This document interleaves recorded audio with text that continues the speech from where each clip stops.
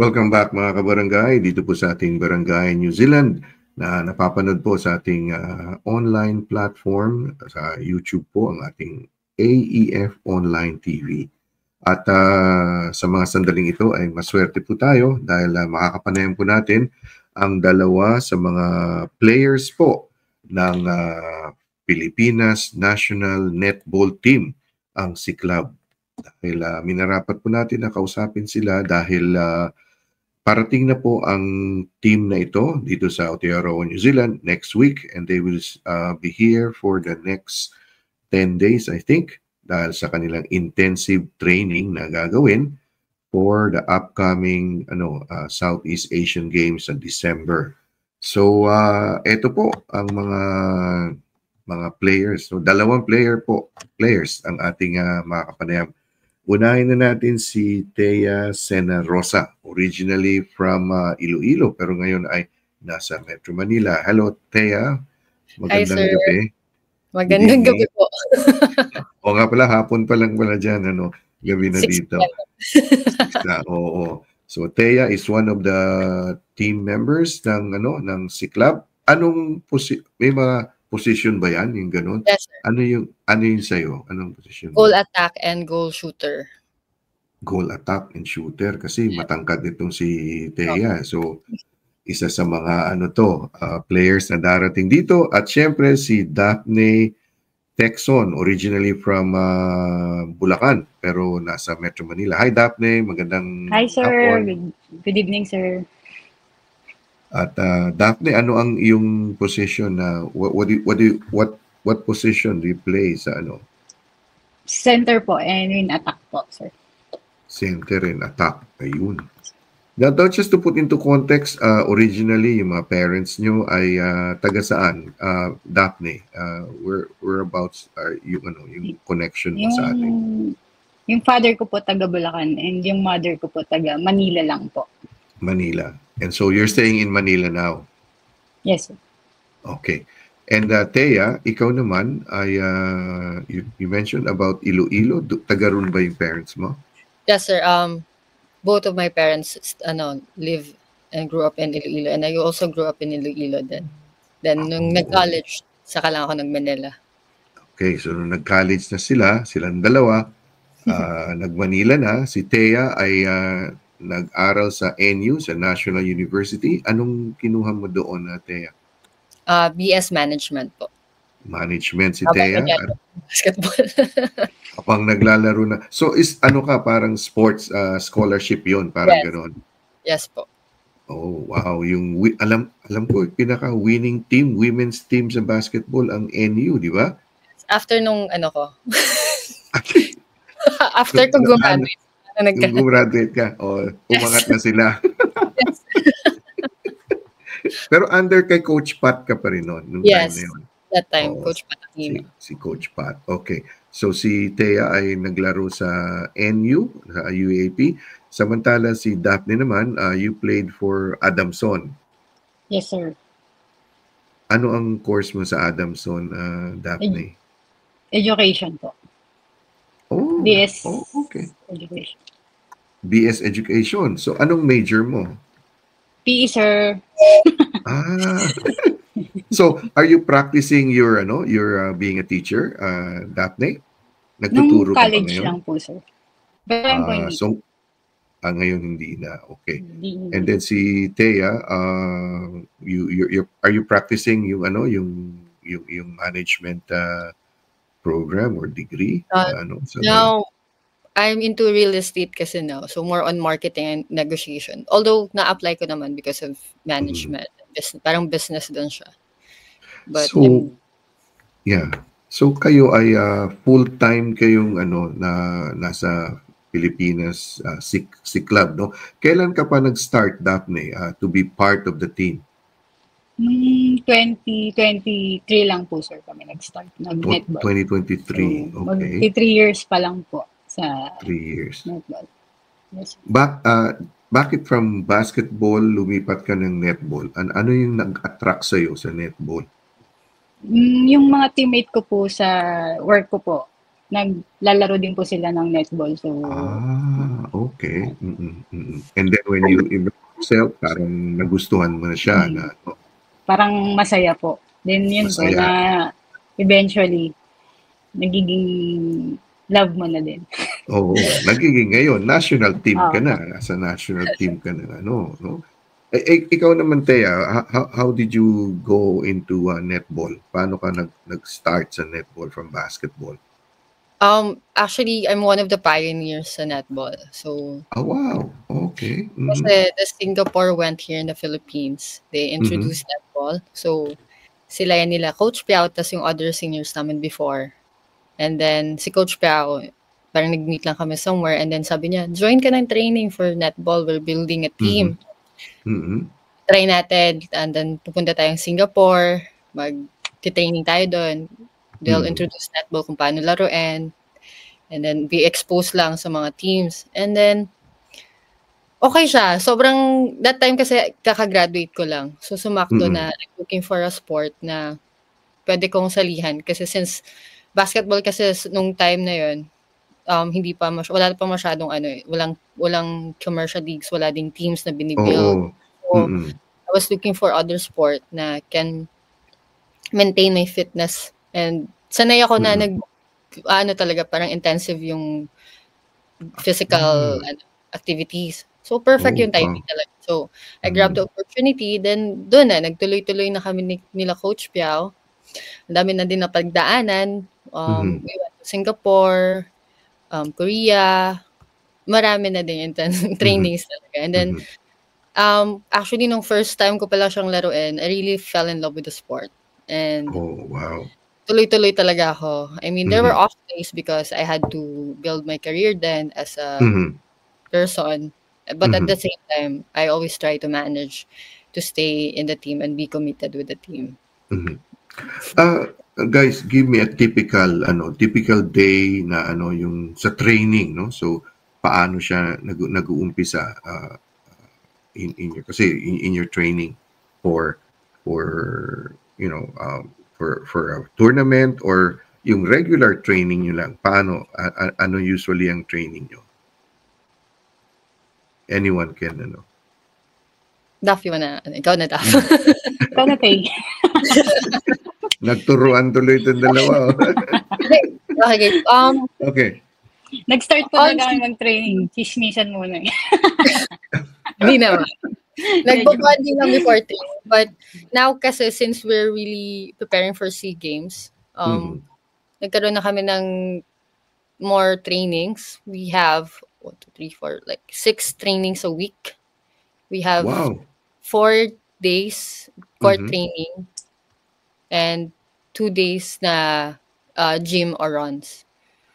So, ganun na yung naging training namin and in-adjust na din ni coach para sa aming mga may work na after work yung training and our training starts at 7 p.m. So, okay siya timing for all working athletes kasi after work.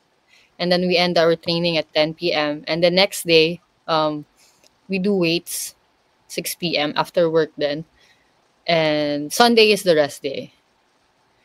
Ayun, yun yung namin. So yung training nyo is as you said 6 days nga, no? Saan kayo nagte-train? Daphne, saan kayo nagte-train?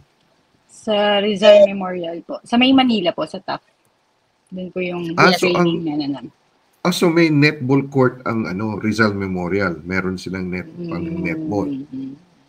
Wala po sir, parang kinonvert lang siya as netball court. Anong court? Hockey. Hockey. So nilagyan ng mga linya-linya para Yes, sa netball. Plus yung ano ba tawag nun? Yung ring, di ba? Yes. Yung goalpost. Oo. So doon kayo nag-ano. And ilan lahat kayo sa team? 24. 24 din 3 coaches po. 3 coaches, 24, no? Pero etong trip papuntang New Zealand, 15 lang, yung iba hindi makakasama, parang ganun.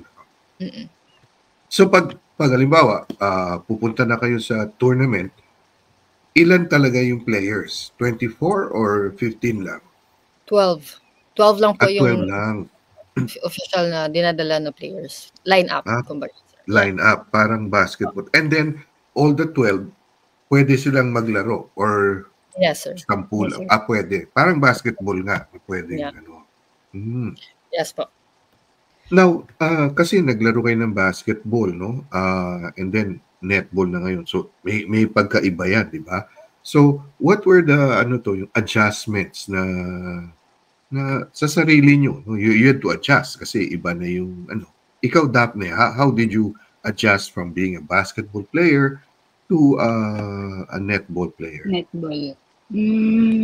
Akala ko po dati same lang ang hindi ka lang magdi-dribble, gano'n. So, iba pala din. Sobrang magkaiba pala yung niya, yung skills niya. Mas more So, on nakakapag-isip.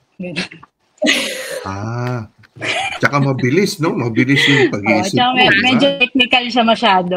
Medyo technical siya masyado compared sa basketball. Parang foul, ganun lang. Sa netball, madaming rules. Madami. Ayun. Footwork, Oo. dragging, Footwork. Oo. contact. Sanay po sa basketball, di ba? Yung takbo, kahit itakbo mo yung bola, okay lang. Oo. Different So ito from talagang netball. okay. Ikaw, Thea, how was the transition from basketball to netball? Actually, sir, at first parang mahirap siya kasi nga from basketball player ka, nasanay ka mag-dribble, and then yung steps kasi sa basketball, they don't really mind. Parang 1-2 steps pwede pa. With netball kasi parang precise ka dapat and bawal ka mag-drag, yung pivot foot mo, and then yung 3 feet away. So there were a lot of adjustment, but we managed to kahit papaano na-adapt talaga namin yung netball through experience and with the help of the Singapore coaches and of course our coaches. And then for the love of the game na lang din talaga na we were all willing to learn netball and take it by heart. So yun, complicated lang siya kasi una nasabi it's non-contact sport, but then when you play the game, contact sport pala talaga siya. Hindi mo maiwasan magbabalyahan din pala kayo sa loob. Like especially for me for us shooters, kailangan naming maglabanan sa area because we have a small circle lang, half circle nga lang. So we have to really like use our body to get the ball. And dito ko din na sa netball na parang you always have to be mindful, and then every shot kailangan sure ka sa sarili mo kasi makukuha nyo lang yung result pag na-shoot na yung bola. Like all the efforts of your teammates will be gone lang to nothing kapag hindi mo na-shoot yung bola. So every time I make a shot, I always parang make sure to myself na 100%. If not 100%, I always make sure naman my teammate is there to take the rebound.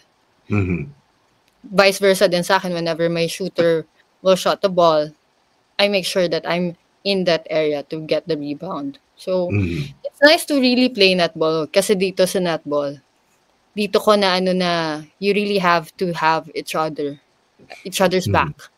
Unlike kasi sa basketball, pwede kang kaya ko to. Kaya ko mag-score dito. But this one kasi, lahat. Hindi pwede. Yes, effort ng lahat. And as a shooter, I think that's one of the pressure that we have na we have to put in the shots for everyone. It's nice to really play netball, and it's actually a big opportunity for us to go to New Zealand kasi we will be able to experience new teams, and we will gain hopefully we will able to gain like lahat na ma-absorb namin lahat na pwede naming matutunan and to help us improve. That's why we're really looking forward, and ako personally I am very excited to train in New Zealand and face different teams that I know that will really help us to achieve our goal. Kasi which is sabi ni Coach, ano daw yung dating training nyo is usually sa Singapore, no? Sabi niya, yes. iba daw yung Singapore style with the New Zealand and sa Australia, no? Mm, And we're so happy na pinili ni Coach ang New Zealand. yeah. Uh, Kami din. We're very happy. Parang sobrang advanced ng netball ng Australia tsaka Yeah. New Zealand. yes, oo. Ano yan parang kasi sa rugby, mga ganun, ano talaga yung netball. More than even basketball Pero although yung basketball, medyo umaangat na rin, pero netball National sport po talaga. talaga dyan. Oo, nag-ano yan from the grassroots din, yung mga bata, nasa elementary, at talagang netball na yung ano nila dito nga, meron kaming yung tinatawag na mixed basketball, no? So pag yung mga bata ay under 10 or 11, so pwedeng mga babae naglalaro din ng basketball. But when they get a little bit older, yung mga 12, 13, lumilipat na ng netball Ayaw na mag-basketball. Lumilipat na ng netball. Kasi siguro nga, no, Thea and Daphne, nakikita nila yung excitement na yung kinukwento nyo. No? Yung development, yung camaraderie, di mga ganun. Daphne, you were saying, center ka, pero iba yung ibig sabihin ng center ng basketball sa netball, di ba? Sa netball, Parang ganun? opo. Oo. Ano yung as a center? Point guard po, sir. Dun sa basketball, parang... Sa basketball, point guard, center ang tawag. Bakit center? Dahil nakatayo siya sa sentro or what?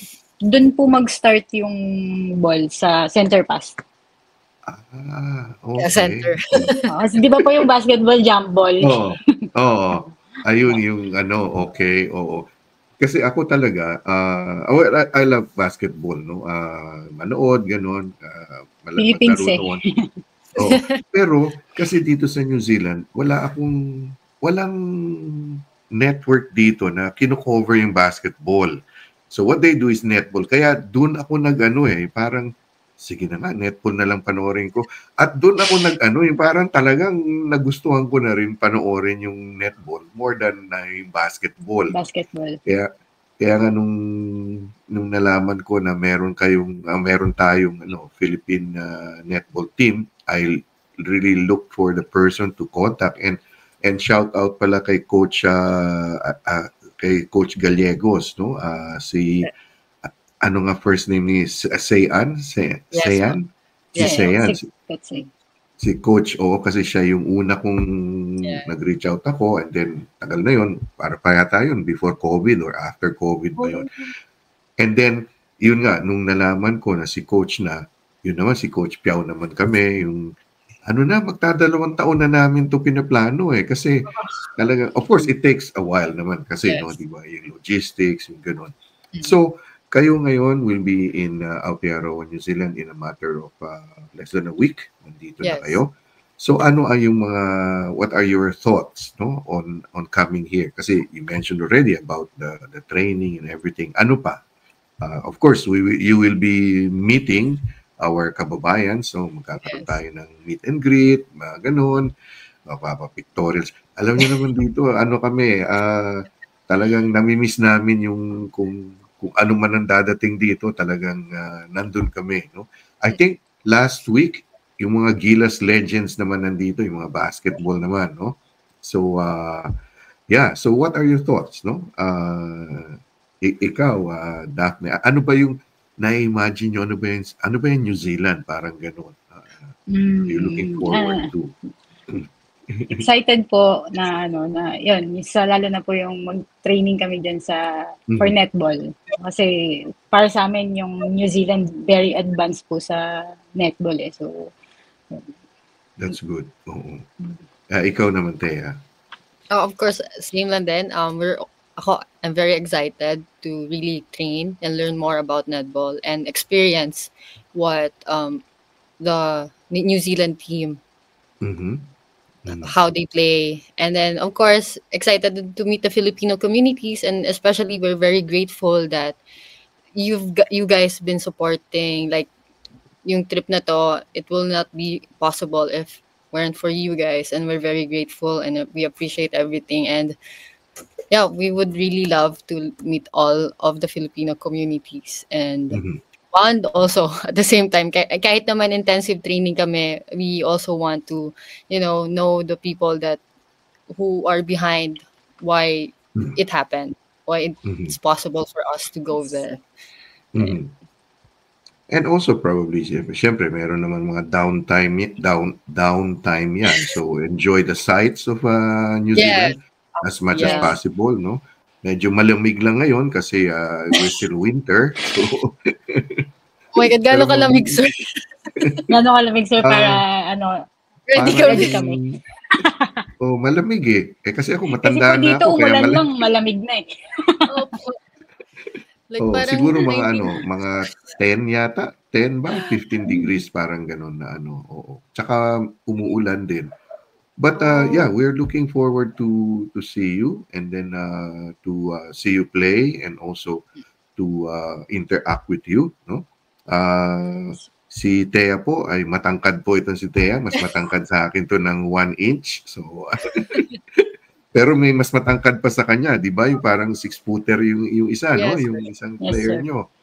At Mga si apat Daphne pa po. naman, ano to, Daphne is more of a yung height ni Daphne is ano na yan, above average na yan for Filipinos eh. Di ba? Parang ganun. Pwede na yan, yung mga heights nyo, pwede na kayong Pwede na. pang beauty pageant. Parang ganun. So, we hope to see you in a couple of days, no? We're still a couple of bago tayo podcast, nag-meeting pa kami ni Coach Piao tsaka si Carlo. I think we're having meeting every day na. Kahapon nag-meeting kami ngayon.